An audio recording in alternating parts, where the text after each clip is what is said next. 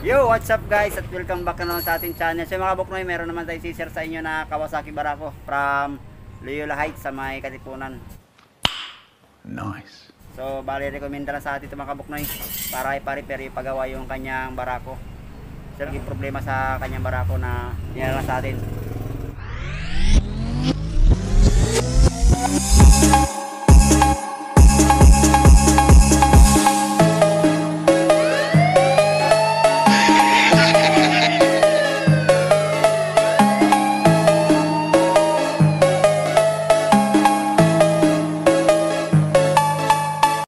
Galing pa ng Loyola Heights na Toda, so galing Katipunan. So ang problema ni sir dito sa kanyang Barako, yung clutch lining at saka yung kanyang drain plug. Ayan, ito naging problema ni sir sa kanyang Barako. So dito mga kabuknoy, pag mag-repair tayo ng drain plug, hindi na natin kailangan ibaba yung makina or i-overhaul pa para ma-repair lang. So ang gagawin na natin doon, i-oversize natin at saka yung clutch lining ni sir, magpapalit na sir sa clutch lining at saka yung kanyang carburetor kasi nag-overflow na rin. Yung mga gagawin natin doon sa kanyang Barako. So pag matanggal natin cranking cover sa may kanyang Barako, so check na rin natin lahat yung mga gagawin dito para isa ang gawaan lang. So idle gear bushing, clutch housing, or iba pang yung sira dito sa may panggilid nya. Yung pala, shoutout pala kay Saldi Mabilangan ng North Caloocan. Shoutout sa inyo sir, kasi ngayon tayo kapag upload kasi nagluloko yung cellphone natin. So sa mga nagtatanong pala mga kabuknoy, yung kung open pa yung shop natin, araw-araw tayo mga kabuknoy open yung shop natin kasi di lang ako kapag video dahil nagluloko yung yung cellphone. Ito muna sa inyo mga kabuknoy yung naging problema sa kanyang Barako, yung loose thread tsaka yung clutch lining. So ang gawin ko muna, drain ko muna yung oil. So tanggalin ko muna itong cover. Siyang guys, natanggal ko na sa may drain plug nya. So ito na yung yung kinabit. Bali ang ginawa ni sir sa kanyang drain plug, ginabaan lang mga kabuknoy dahil loose thread na yung standard nya. So ang gagawin natin yan mamaya, i-oversize natin yan. So natanggal ko na rin pala yung crankcase bolt. Ayan, tanggalin na natin yan para ma-check natin yung naging problema sa kanyang Barako. So natanggal ko na lahat ng tornilyo dito sa may crankcase.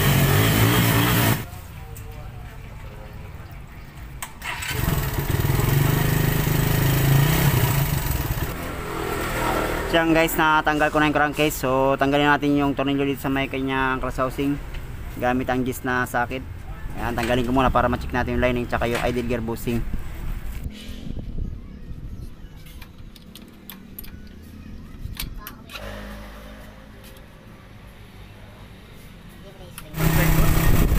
Pero sa ngayon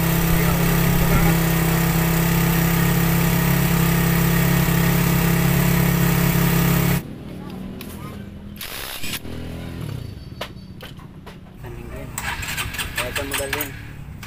Ano pa na lang mag-abinay ko to? Siyang guys, natanggalan natin yung clutch housing. Ayan, ito na yung lining nya, clutch hub. Ayun yung yung kanyang clutch housing. So dito mga kabuknoy, sasabi ko na i-check natin yung idle gear bushing. Ayan. Para mapapansin nyo, malaki na yung gaywang.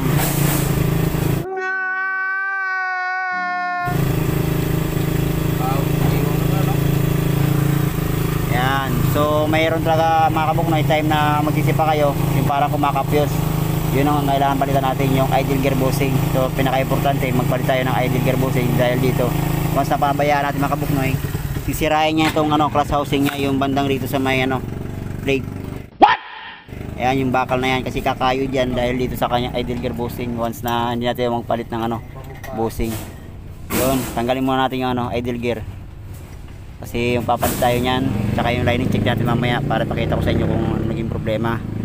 Yan. Siyang guys, natanggal ko na yung circlip sa may idle gear. So check natin. Siya mga kabuknoy, ito na nangyari sa kanyang idle gear bushing. Ayan o. Ayan, so tanggalin natin. Ayan, lumapad na siya, tsaka wala na yung para naging yero na lang sa mga kabuknoy yung kanyang idle gear. Ayan. So ang gagawin natin dito mga kabuknoy, magpapalit na tayo ng bushing. Dahil dito sa kanyang idle gear bushing, yun, may time talaga na parang kakapyos yung pag sinipa natin. Yan. May kapyos, yung lulusot lang. Ayun. So naging problema mga kabuknoy yung siya sabi ni sir na pag once na magsipa siya yung lang yung kumakapyos, walang walang kapit yung ano kickstarter niya. Ayan. Manipis siya sobra, saka parang ano lang, parang yero ng taga mga buknoy. So yan guys, ito na yung ano yung lining niya. Ayan, sunog na talaga. Saka yung plate niya, makikita nyo yung nagkukulay ano na, yung kulay violet na yung plate dahil sobrang ano na, sliding talaga yung ano pag umatak or tumakbo yung motor niya. Ayan, yung papalitan natin. Ayan, yung mga papalitan natin kasi yung clutch hub niya at clutch wheel niya goods pa naman mga kabuknoy, wala pa naman problema, wala pa naman siya yung ano nagkaroon ng labi. Sa clutch housing goods pa rin, yun ang papalitan natin. Clutch lining, idle gear bushing, tsaka yung oversize natin sa mid drain plug nya. So hugasan muna natin yung mga kabuknoy. Siyang guys, ito na yung ano natin, ipapalit natin yung clutch lining. So original na ipapalit natin dito sa kanyang barako. Sa crankcase gasket, mapapalit na rin tayo guys. Yan. Tsaka na ito yung idle gear bushing. Yan. Bali original na kinabit natin na idle gear. Yan, so ikabit na natin dito sa kanyang gear yung bushing na nabili natin. Yan, nalinis na rin natin mga kabuknoy yung ibang parts sa kanyang barako. So kabit ko muna. Nakabit na rin natin, nakabit natin ang bushing, yung housing niya tsaka yung clutch wheel, clutch hub. So yan guys, ito na yung clutch lining natin. So bago natin kabit dun sa clutch housing niya, basahin muna natin ng oil. So yan. So yan guys, nabasa na natin ng oil yung lining. So ikabit na natin dun sa kanyang makina mga kabuknoy.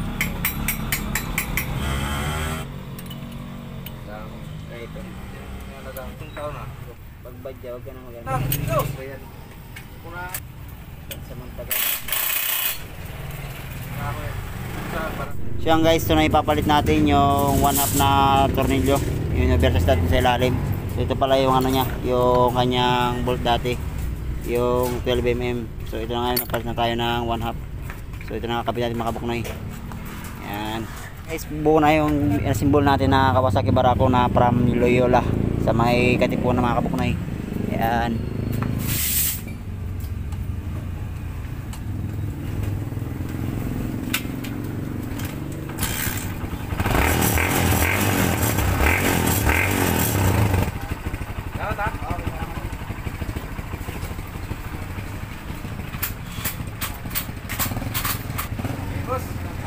Bye. Bye. Umusok ulit, dito ko na rin yan. Nagala rito, hindi napalitan ng pamsil eh. Wala pa naman.